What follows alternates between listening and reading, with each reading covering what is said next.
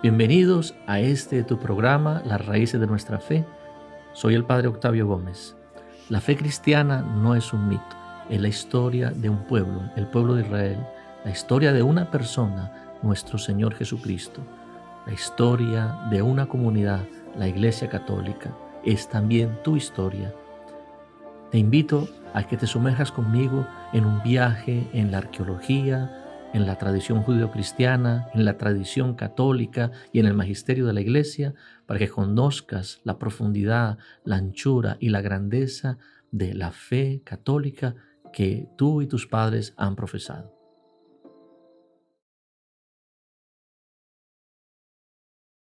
Muy buenas tardes, soy el Padre Octavio Gómez de nuevo aquí en este programa, a las raíces de nuestra fe. Hace 8 días tuvimos el gusto de tener unas parejas allí en el estudio de Radio María. Hoy estamos haciendo aquí desde la parroquia el programa. Estas parejas nos dieron un testimonio de lo que significa la palabra Padre para sus vidas, ¿no? Fue un testimonio muy bello de cómo ellos se encontraron con Dios Padre a través del camino neocatecumenal, y ahora están dando unas catequesis a los cuales nos invitaban, ¿no? Que van a empezar para el mes de mediados del mes de abril en la parroquia de Santa Cecilia en Hialeah, en Miami. Muy bien, entonces sí, hoy vamos a continuar con este tema. Ya yo creo que ya sería como para concluir el tema del Padre, ¿no? ¿De dónde viene? Porque no solamente, decíamos, nos centramos un poquito en el hecho de que Dios no es que nosotros nos imaginamos, o algún día algún teólogo o algún padre de la iglesia se le ocurrió decir que Dios era nuestro Padre, ¿no? Sino que esto es una revelación que Dios fue poco a poco dándole a su pueblo. Dios, a través de la historia, muy especialmente a través de la historia, a través de la, un segundito, eso, que no quería que nos disturbaran ahora. Muy bien, entonces estaba diciendo que Dios, a través de la historia de la salvación, hizo que su pueblo fuera comprendiendo poco a poco que Él era un padre para ellos. Precisamente estaba escuchando una intervención de una pastora que decía, de alguna manera para mí muy equivocada, que decía que a Dios se le puede llamar de cualquier manera. Se le puede llamar, pues podríamos decir Padre Nuestro, o Madre Nuestra, o Padres Nuestros, y sería lo mismo. Y eso es totalmente contrario a no solamente a la tradición católica, sino a la misma revelación, porque Dios se ha revelado como el Padre. ¿Por qué como el Padre, no como la Madre? Si la Madre es pues básicamente un ser de amor, un ser de ternura, etcétera. Pues porque primero que todo, eh, Dios se ha revelado como el principio de la creación, y sobre todo aquel que es desde el punto de vista también no solamente digamos, del creador, sino también de la autoridad que tiene como padre. Nosotros, claro, nos parece un poco, estamos en esta mentalidad moderna donde nos parece machista hablar de la autoridad masculina, pero en realidad así estamos hechos los seres humanos. Los seres humanos, tú ves en la misma naturaleza, tú ves los animales, los leones, no sé, siempre hay un componente de autoridad. ¿Por qué? Porque no es un autoritarismo de mandar, de poseer y de ser superior a los demás, no, es una autoridad de servicio, es decir, se necesita alguien, una cabeza. De hecho, Dios cuando nos creó, nos hizo con una sola cabeza, no nos creó con dos cabezas, si no, no podríamos subsistir. Por eso siempre se habla de que todo organismo necesita una dirección, necesita una cabeza.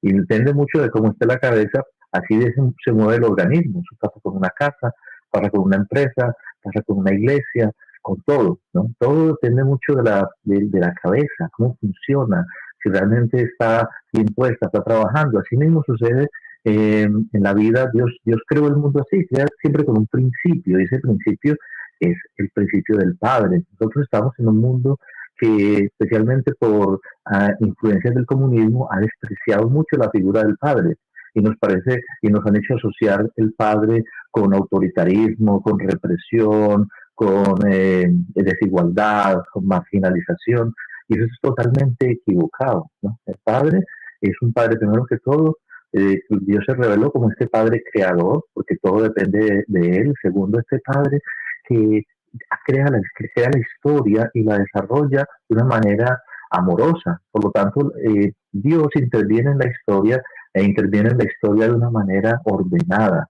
Por eso la historia no es simplemente una historia de acontecimientos que se suceden, digamos así, esporádicamente y aleatoriamente, sino que son los acontecimientos que se van dando uno tras otro para que se forme una cadena de realidades que, digamos, tienen un plan. Hay un plan de parte de Dios que se va a desarrollar. Y es lo que nosotros conocemos en teología como historia de la salvación. Ese es un término que no aparece en la Biblia, la palabra historia de la salvación, sino que es la manera como nosotros podemos percibir. O sea, Dios hace toda una historia con su pueblo y por eso el pueblo de Israel es el primer pueblo que hace una genealogía, el primer pueblo que se remonta a sus orígenes y dice, mi padre era un arameo errante y bajamos a Egipto y allí fuimos oprimidos por el faraón y el Señor con una mano poderosa nos sacó de Egipto y nos trajo a la tierra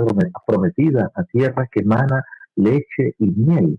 Entonces, esa experiencia de esa historia de Israel fue la que llevó a Israel a conocer a Dios como su Padre, y especialmente ahí fue fundamental la labor de los profetas. Los profetas fueron los que le ayudaron a Israel a comprender que Israel era un pueblo que era amado por Dios de una manera especial y que Dios era su Padre. Por eso es muy interesante esta lectura del profeta Oseas, donde dice, cuando Israel era un niño, yo lo amé y lo quise atraer hacia mí con lazos de amor, pero él, por más que yo lo buscaba, más se alejaba de mí. Entonces, después de toda esta experiencia de los profetas que les ayuda a entender a Israel que Dios era este pueblo, que Dios era este padre que estaba atrayendo al pueblo hacia sí, Israel, ¿qué hace? Como un hijo rebelde, se va contra Dios.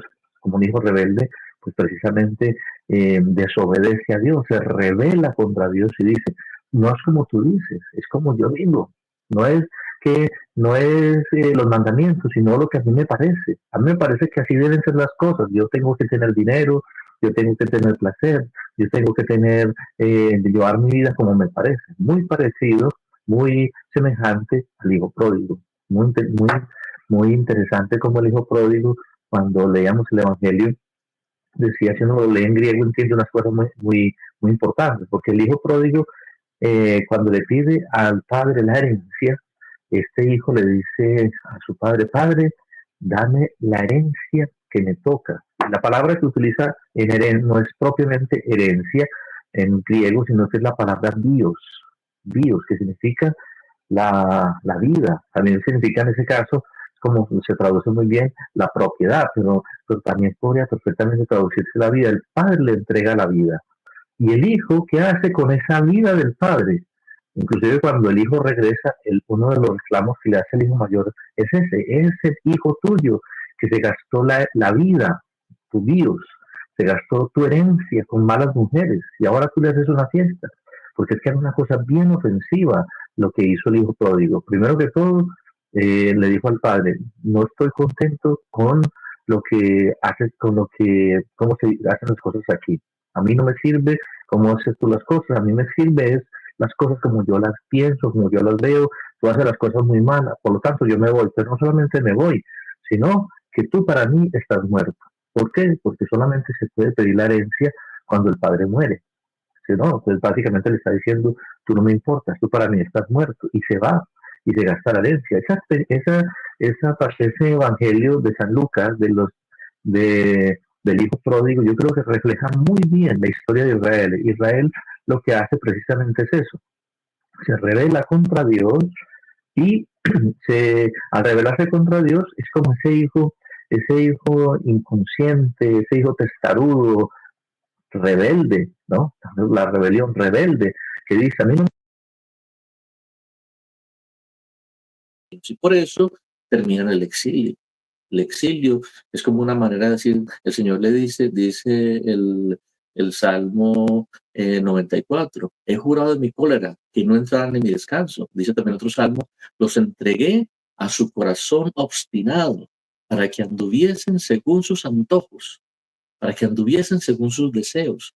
Y esto es tremendo porque es un poco la libertad que Dios nos regala a todos. Dios nos regala esa libertad como el Padre nos regala la libertad, así hizo Dios con Israel, le regaló la libertad. Él había hecho una alianza con ellos y ellos decidieron en su libertad rechazar esa alianza y decir, no, no es como tú dices, sino como decimos nosotros. Y yo creo que eso refleja perfectamente nuestra sociedad contemporánea, ¿no? En el fondo, el pecado ¿qué consiste? Consiste en que nosotros le decimos a Dios, no es como tú dices, sino como yo digo. No es el cuerpo que tú me diste, es el cuerpo que yo quiero tener y que yo pienso que debo tener. Yo no soy un hombre, sino una mujer.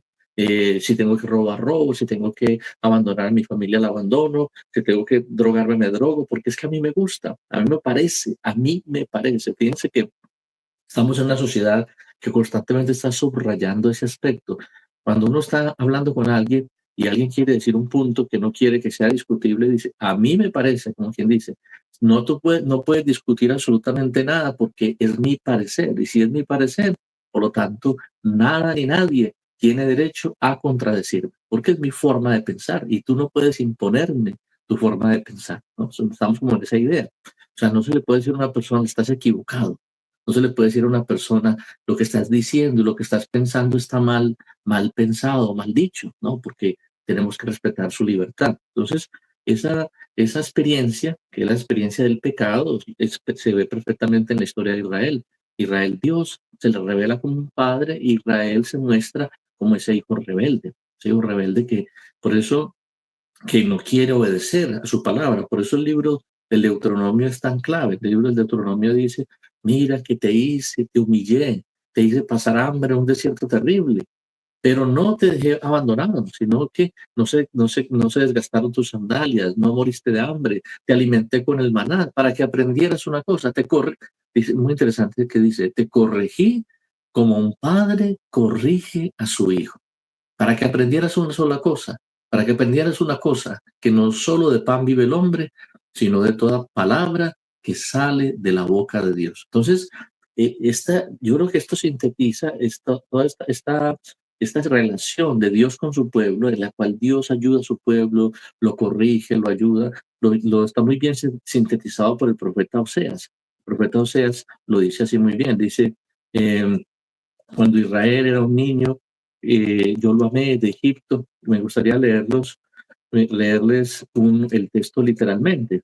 Si quiere, me parece, lo podemos leer aquí. Oseas capítulo 11. Dice, desde que Israel era un niño, yo lo amé. De Egipto llamé a mi hijo, pero cuanto más lo llamaba, más se alejaba de mí. Sacrificaban a los Baales y quemaban incienso a los ídolos. Fui yo quien enseñó a caminar a Efraín, tomándolo de los brazos, pero él no quiso reconocer que era yo quien lo sanaba.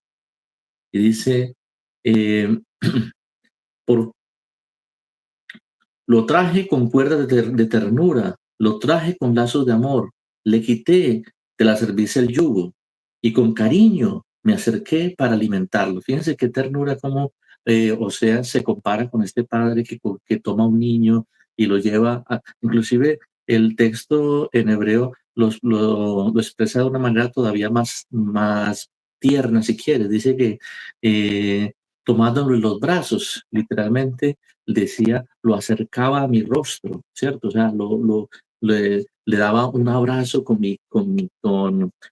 nos tocábamos el rostro, básicamente lo hacía que tocaran mis mejillas, como cuando un padre abraza a su hijo y lo hace y le toca las mejillas, ¿no? Hace mejilla con mejilla, podemos decir, le da un beso como padre, una cosa bella, ¿no? Dios dice el profeta Oseas que Dios así trata a su pueblo, con ese amor de ese padre que toma a un niño pequeñito y no solamente lo abraza, lo quiere, sino que le enseña. Fíjate, primero, así cuando lo libró, o sea, cuando lo sacó de Egipto, y ahora lo enseña. Fui yo quien enseñó a caminar a Efraín, tomándolo en sus brazos, pero él no quiso reconocer que era yo quien lo sanaba. Lo traje con cuerdas de ternura, lo atraje con lazos de amor, le quité la cerviz del yugo y con cariño me acerqué para alimentarlo. Y dice eh, más adelante, mi pueblo está decidido a rebelarse contra mí. Aunque me invocan como el Altísimo, no los exaltaré. Pero siente como Dios como esa rebelión de su pueblo. Y después dice, pero ¿cómo podría entregarte, Efraín? ¿Cómo podría abandonarte, Israel? ¿Cómo puedo entregarte como a Adma? ¿Cómo puedo hacer contigo como con Seboyim? Dentro de mí el corazón me da vuelcos y se me conmueven las entrañas. Pero no daré rienda suelta a mi ira, ni volveré a destruir a Efraín, porque yo soy Dios y no un hombre, el santo estará entre ustedes. El Señor rugirá como un león. O sea, es esta relación de Dios con su pueblo, de amor, de un padre amoroso, que tiene autoridad, pero que al mismo tiempo es capaz de perdonar, que al mismo tiempo es capaz de recibirlo. Entonces, por eso los judíos ya de por sí veían a Dios como esa figura paterna, ¿no? Por eso Dios está en la escritura siempre representado como ese Dios poderoso, fuerte, que está cerca, pero al mismo tiempo que está cercano, al mismo tiempo que no abandona a su pueblo, que lo cuida, todo depende de él, todo viene de él. En Jesucristo, sin embargo, va a haber una novedad. La novedad en Jesucristo va a ser impresionante, porque es que en Jesucristo la, no- la, el va a haber una nueva relación. O sea, Dios, Jesucristo, se va a relacionar con Dios de una manera totalmente nueva. Y en este caso, pues yo quisiera, ya el otro día lo hablamos un poquito, quisiera un poco apoyarme en un documento, un libro que se llama eh, Abba, el mensaje central del Nuevo Testamento, de un exegeta que se llama Joaquín Jeremías.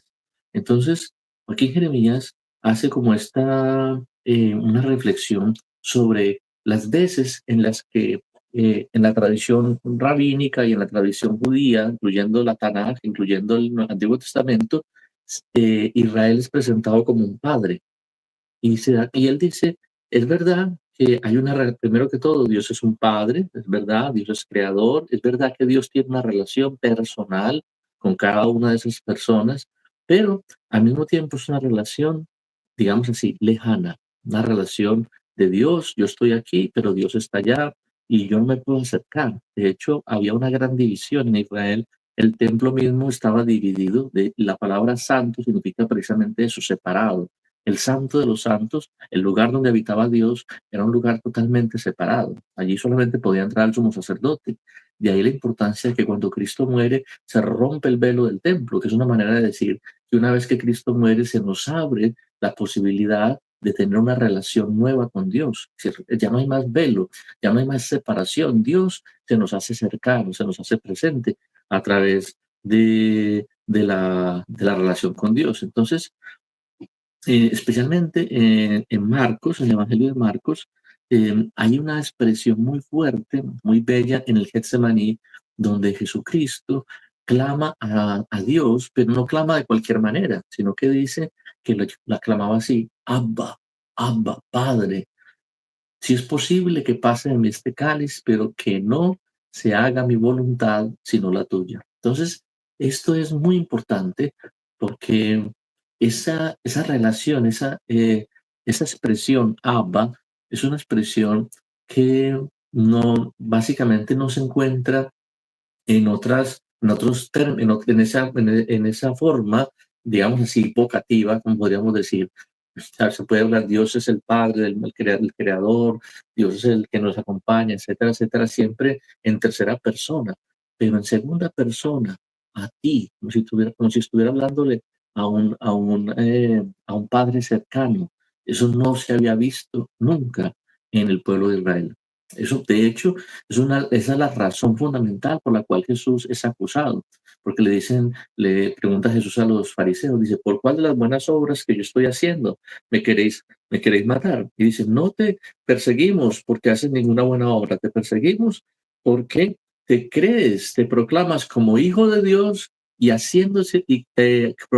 proclamándote así, te haces igual a Dios. O sea, para ellos esto era una herejía, una blasfemia, un sacrilegio, que un hombre se atreviera a llamar a Dios Abba, Padre. Y nosotros vemos cómo en el Nuevo Testamento, en el fondo, lo que quiere sintetizar, lo que quiere, por eso Joaquín Jeremías así le pone el título a su obra, Abba, el mensaje central del Nuevo Testamento.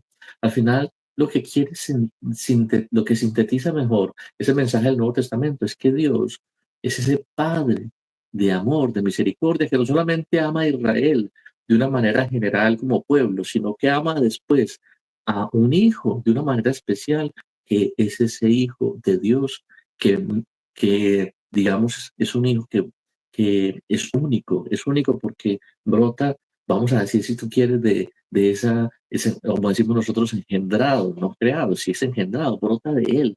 Entonces es como esa relación única entre Jesucristo y su Padre. De hecho, eso se nota mucho en la oración de Jesús. Cuando los discípulos ven a Jesús que reza, ellos le dicen, enséñanos a rezar. ¿Y cuál es la primera palabra que Jesús utiliza para dirigirse a su Padre? Pues Padre, precisamente. Padre nuestro. Seguramente lo más seguro es que al inicio esa era, digamos, básicamente la oración que Jesús hacía, que llamaba tanto la atención a los discípulos, que Jesucristo tuviera ese atrevimiento de llamar a Dios Padre, ¿no? Decía Marcos 14:36 y decía, Abba Padre, todas las cosas son posibles para ti. Aparta de mí esta copa, pero que no sea como yo quiero, sino como tú quieres. Esa relación personal es una cosa increíble, una cosa, una novedad impensada. Nadie se le hubiera ocurrido en el pueblo de Israel llamar a Dios de esa manera. Y ustedes ven la forma como el Evangelio de Marcos y el Evangelio de Mateo organizan todo su material y presentan a Jesucristo, está un poco centrado en esa relación de Jesucristo como ese verdadero Hijo de Dios. Por ejemplo, no es casualidad que la primera cosa que aparece en el Evangelio de Marcos es el bautismo en el que Dios certifica, este es mi Hijo amado, este es mi Hijo, el amado, escuchadlo. Y luego va al desierto. Es un poco, si ustedes quieren, es como una recapitulación de lo que había sucedido con el pueblo de Israel. Dios había rescatado a su pueblo, los había sacado de Egipto, y ahora ellos empiezan a conocer quién es Dios, pero en vez de confiar en Dios como un padre, como un hijo, confía en su padre. ¿Qué hicieron? Renegaron de Dios.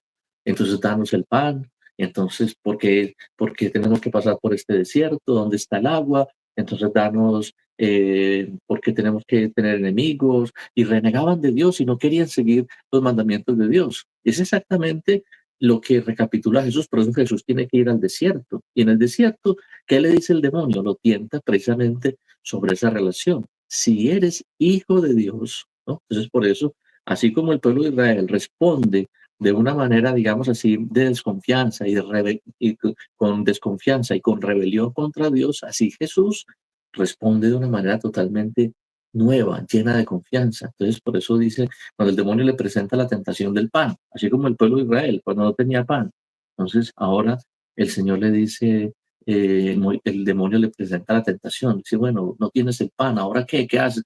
Que pase el milagro. Y Jesucristo dice, no, no, Señor, no solo de pan vive el hombre, exactamente como había dicho el libro del Deuteronomio.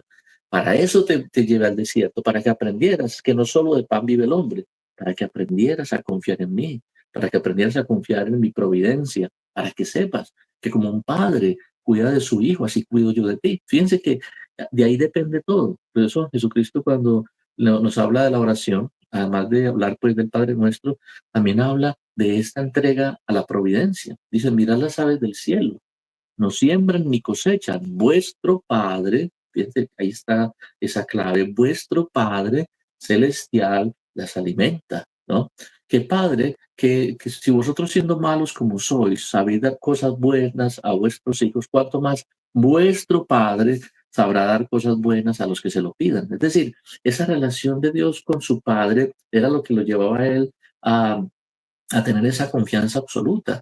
Y por eso él tenía esa relación íntima con el Padre. Pasaba horas, decían que pasaba toda la noche rezando. Por ahí había alguno de estos, digamos así, protestantes, hacía este planteamiento, que decía, bueno, si Dios Jesucristo era Dios, entonces ¿cómo hacemos a quién le estaba rezando?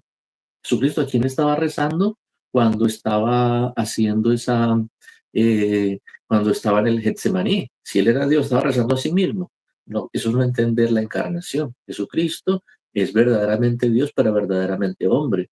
Como Dios, pues él sabía y digamos así, tenía conciencia de que todo lo podía, pero al mismo tiempo como ser humano se quiso hacer débil, se quiso hacer pequeño, se quiso hacer humilde, es semejante en todo a nosotros, menos en el pecado. Porque es que el pecado no es algo inherente al ser humano, ¿no? El pecado es una perversión de la creación de Dios. Jesucristo se hizo hombre para sanarnos del pecado, para, digamos así, retornarnos a la comunión con Dios. Por eso San Pablo habla de la salvación como una reconciliación. Decía la palabra, dice San Pablo, dice, el que está en Cristo es una nueva creación, pasó lo viejo, todo es nuevo. Y el Señor nos reconcilió consigo.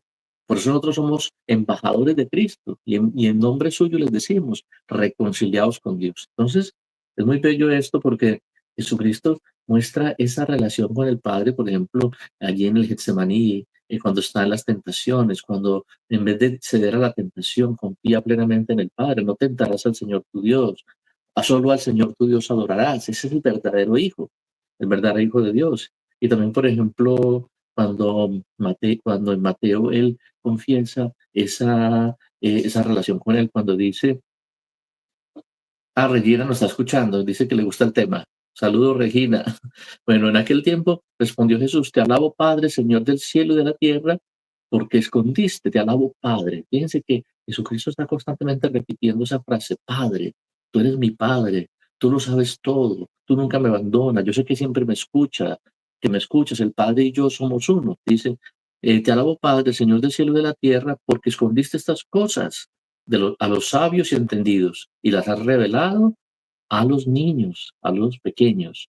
Sí, Padre, porque así te agradó. Todo me fue entregado por mi Padre y nadie conoce al Padre, nadie conoce al Hijo sino el Padre y nadie conoce al Padre sino el Hijo y aquel a quien el Hijo lo quiera revelar, ¿no? Está hablando seguramente aquí también Mateo y Lucas están hablando no solamente de la relación que tiene Jesús con Dios Padre, sino también de esa figura paterna que Jesús tiene en su vida, que es San José. Hay una cosa muy especial y es que eso se da, lo saben muy bien los psicólogos.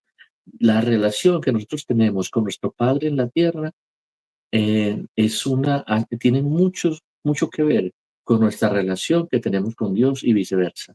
Nuestra relación con Dios tiene mucho que ver con nuestra relación con nuestro Padre en la tierra. Entonces, es necesario que si uno tiene dificultades con su relación paterna aquí en la tierra, porque han habido cosas, problemas, han habido a lo mejor abandonos o no sé, tantas cosas que pueden suceder. Primero tengo que sanar mi relación con Dios y cuando esa relación con Dios es sana, yo soy capaz también de reconciliarme con mi Padre, ¿no? De vivir una nueva relación con una nueva, de empezar una nueva etapa en esa relación con el Padre de la tierra.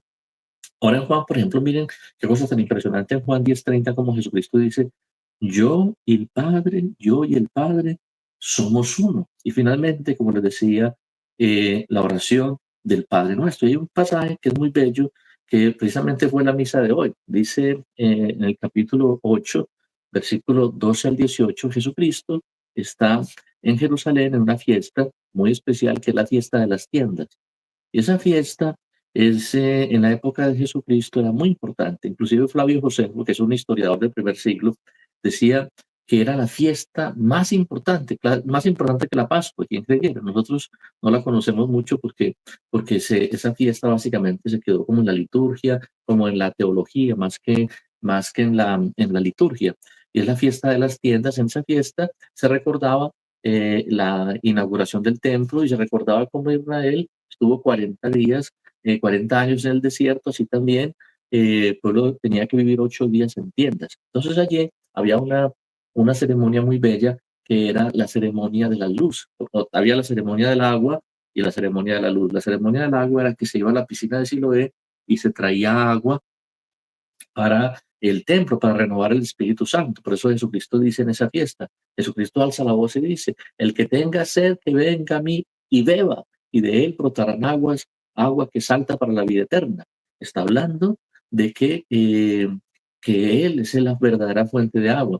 Y también dice, había una ceremonia que era la ceremonia de las antorchas en las cuales se iluminaba perfectamente todo el cortil, todo el patio de las mujeres, porque eran las mujeres que llevaban la luz, porque era una imagen de decir, como que era una manera de decir que la luz del templo de Jerusalén, la relación con Dios desde el templo de Jerusalén iluminaba el mundo entero. Entonces, por eso, y se pensaba en esa fiesta como una especie de matrimonio de Dios con su pueblo, como si Dios viniera en esa fiesta a desposarse con su pueblo. Por eso la tienda también era imagen de ese lugar de desposorio. Entonces, en esta fiesta, Jesucristo sube y de hecho los fariseos dicen, bueno, ¿será que este es el Mesías? Porque estaban esperando, había como un sentimiento del Mesías, y Jesucristo, porque este Mesías iba a traer la luz a los ciegos, iba a traer la salvación. Pero Jesucristo se presenta allí en esa fiesta, y miren lo que dice. Otra vez Jesús les habló diciendo, porque ellos se preguntan si Él es el Mesías, yo soy la luz del mundo, el que me sigue no camina en tinieblas, sino que tendrá la luz de la vida. ¿No? Les dice, ¿qué significa eso? Yo soy la luz del mundo, el que me siga no camina en tinieblas. Está diciendo Jesucristo que Él es aquel que iba a traer esa revelación última del Padre, que le iba a mostrar al pueblo cuál era la voluntad final y definitiva de Dios para con su pueblo. O sea, ellos esperaban una salvación, y la salvación era que iba a dar la vista a los ciegos, que iba a sanar los enfermos, que iba a liberar a los cautivos. El Espíritu del Señor está sobre mí porque me ha ungido, etc. Pero un aspecto muy importante era la salvación, la sanación de los ciegos. Entonces, esa sanación de los ciegos era fundamental porque era una imagen de algo que solamente Dios podía hacer. O sea, ¿quién puede sanar a un ciego? Por eso es tan importante el ciego de la piscina de Siloé, que le dicen que era ciego de nacimiento y Jesús lo sana y todos se quedan diciendo, pero ¿cómo puede un hombre hacer esto? Sanar a un ciego de nacimiento. Entonces, por eso es tan importante esta expresión de Jesús. Yo soy la luz del mundo, el que el que me sigue no camina en las tinieblas, en el pecado, sino que tendrá la luz de la vida. Entonces, ¿por qué? Porque yo les voy a dar la iluminación, la iluminación que viene de la Torah. De hecho, la palabra Torah significa eso, significa luz, y enseñanza, viene de or, significa luz. O sea, yo soy el que voy a hacer que ustedes tengan la luz de la palabra de Dios en sus vidas. Entonces, Jesucristo está diciendo esto a los fariseos, y ellos dicen, tú das testimonio de ti mismo, pero tu testimonio no es válido. ¿Por qué? Porque eres tú solo.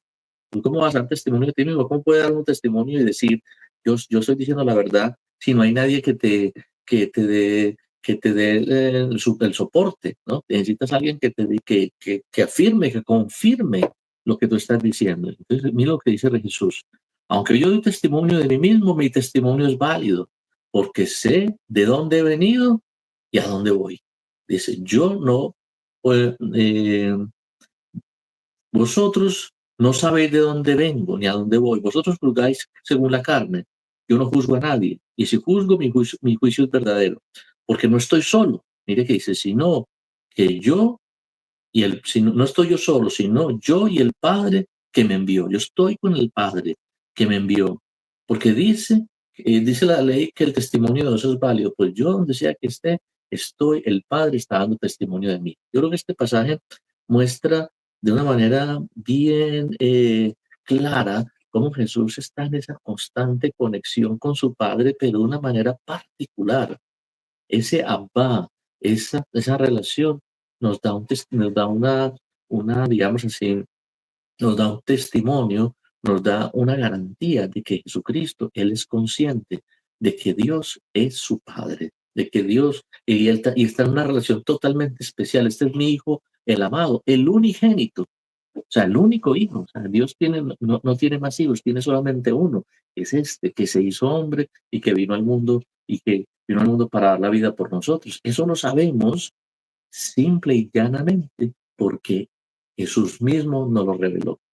Es ahí donde está la grandeza de lo que decimos cuando decimos que Dios es Padre, porque Dios tiene un Hijo y eso lo sabemos porque Él, Jesucristo, nos lo ha revelado que Él era su Padre, pero ya con una forma totalmente nueva. Ya no es solamente un Padre que me creó, no, es un Padre que me cuida, que me ama, que me sostiene, que es uno conmigo, que donde yo camino, Él camina conmigo, que Él me muestra lo que debo hacer, lo que no debo hacer, que me conduce, que me lleva de la mano. Esa relación que de alguna manera era como poética en el libro de Oseas, aquí se convierte en algo ya concreto y real. Cuando Israel era un niño, yo y lo llevaba de la mano. O sea, es literalmente entender que Dios, como un padre, lleva a Jesús de la mano. Jesucristo se siente así, que Él va de la mano de su papá, que su papá, si Él camina, porque su padre está con Él, Él da testimonio de Él. Si Él va a ir, y esa fuerza, esa certeza es lo que lo lleva a Él a enfrentar el, la cruz y a enfrentar el dolor de la cruz con esa fuerza y con esa garantía de no sentirse abandonado. Que no se haga mi voluntad, sino la tuya. Entonces es bellísimo como uno ve que Jesucristo cuando entra en la cruz, cuando entra en la pasión, el Evangelio de Juan muestra cómo Jesucristo no es un condenado. Jesucristo es un rey. Jesucristo es un Señor y por él es el Señor.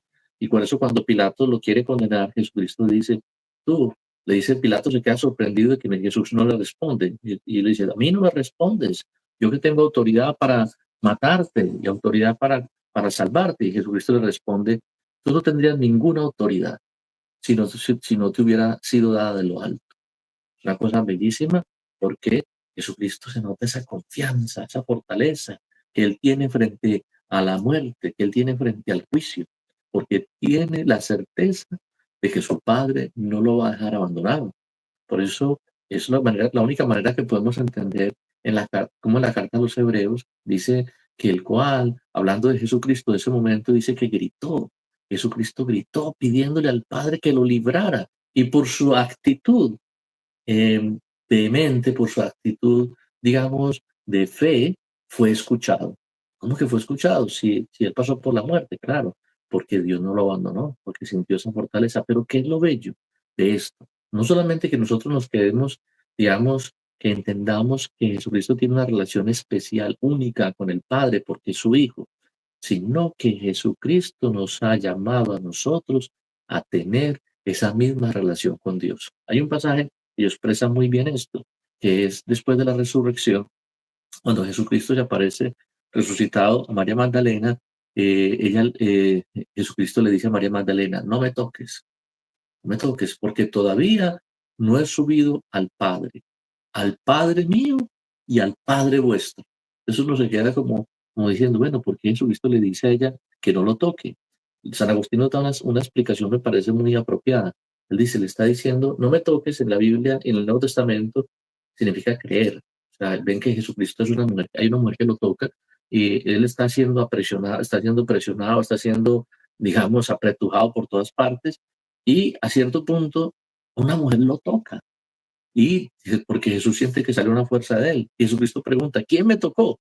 Y la gente se queda como diciendo, bueno, si todo mundo te está aquí aprisionando, empujando, ¿cómo vas a decir quién te tocó? Es él pregunta de nuevo, ¿quién me tocó? Y ella temblorosa dice, era una mujer que tenía un flujo de sangre, había tocado a Jesús, había creído en él. Entonces así también Jesucristo le dice a María Magdalena, no me toques, significa, no pienses que simplemente soy un maestro, porque él le dice rabí, ¿no? Maestro, yo soy el Hijo de Dios y ahora voy a subir al Padre. Y aclara a Jesús, y es aquí donde yo creo que ya se ve con claridad cuál es el plan de Dios. Subo al Padre mío y al Padre vuestro, al mi Dios y a vuestro Dios. Es decir, allí se ve claro que la misión de Jesucristo era mostrarnos que no solamente él tenía un padre, sino que por adopción, eso lo sabemos bien, lo sabemos por el bautismo, Dios nos regala ese espíritu también a nosotros para que nosotros podamos vivir como hijos de Dios. Por eso dice San Juan, mirad, hijos, mirad qué amor nos ha tenido el Padre al llamarnos hijos suyos, pues lo somos. Y todavía no se ha revelado lo que seremos. Cuando se revele, pues lo veremos tal cual es, lo veremos cómo es Él, porque lo veremos cara a cara, ¿no? Veremos como Él porque lo veremos cara a cara. Entonces, fíjense que esta revelación de nosotros tener a un Dios que es Padre es, por un lado, algo que ya Dios había mostrado en el Antiguo Testamento. Por otro lado, algo que Jesucristo nos reveló de una manera particular. No es solamente un Padre creador, proveedor, un Padre que hace las cosas bien, sino que es un Padre que tiene una relación personal, única, una relación, digamos así, vamos a decir, una relación constante con nosotros. Pero gracias a qué? A que tenemos el Espíritu de Cristo que Él nos dejó después de su resurrección. Él nos manda el Espíritu de Cristo. Por eso la clave un poco para poder entender esto, nosotros en esta carta de San Pablo a los Gálatas, lo que dice San Pablo a los Gálatas dice, o mejor en la carta a los Romanos, dice, nosotros en la carta a los Romanos, capítulo 8, nosotros no hemos recibido el espíritu de esclavos para recaer en el temor. San Pablo está diciendo a los romanos que nosotros no servimos a Dios porque tengamos que servir a Dios como si fuéramos unos esclavos. Te toca obedecer, te toca servir, te toca ser casto, te toca ser honesto. No, servimos a Dios porque tenemos el espíritu de hijos.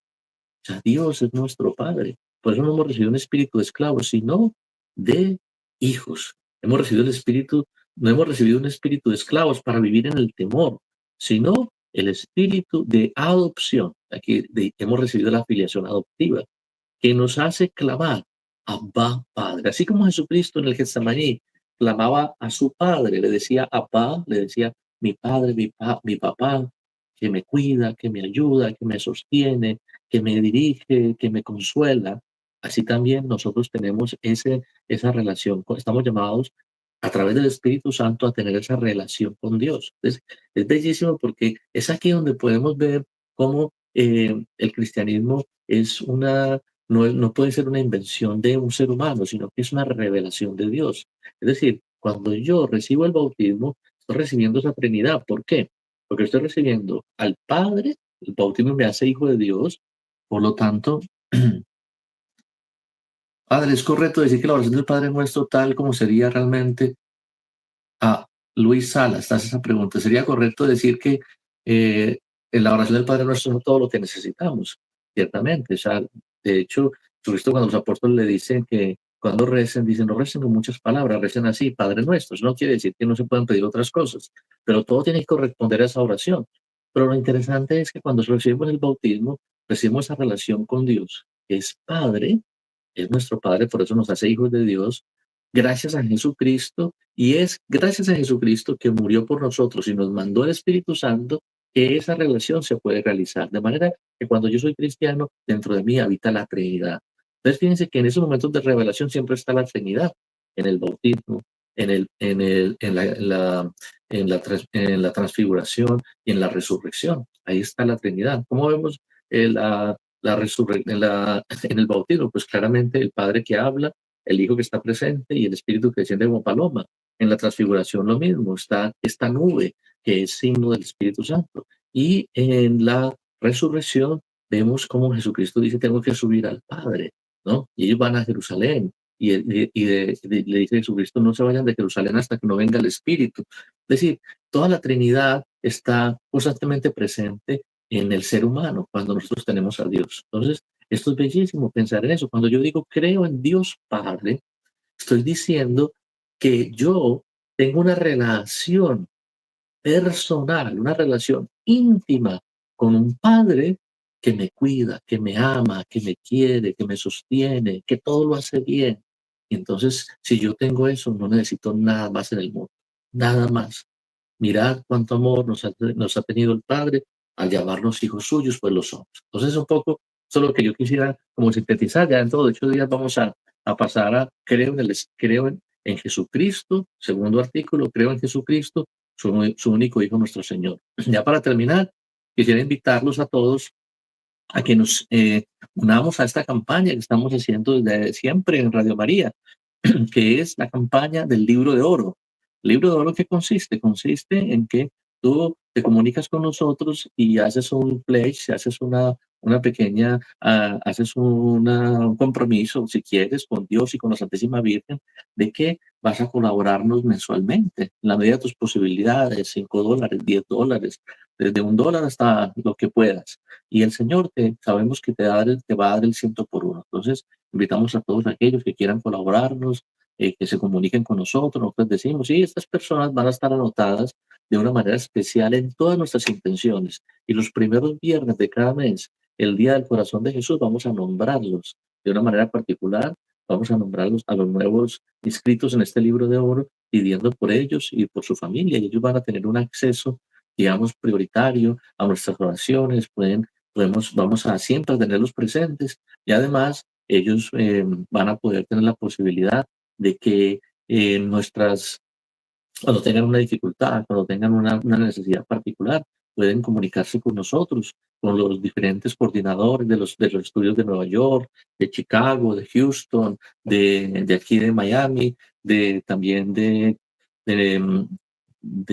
Virginia, en Washington. Pueden comunicarse con ellos y ellos van a comunicar sus nombres para colocarlos en nuestras oraciones en la mañana, los laudes, en la Eucaristía, también en el rosario, en la coronilla de la Divina Misericordia que hacemos todos los días a las 3 de la tarde.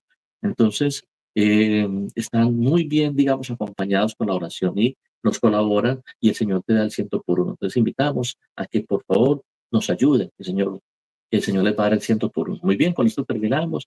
Que el Señor los bendiga. Dentro de 8 días, como vamos a continuar a las raíces de nuestra fe, ya con el segundo artículo. Creo en Jesucristo, su único Hijo, nuestro Señor. Que Dios los bendiga en nombre del Padre, del Hijo y del Espíritu Santo. Amén.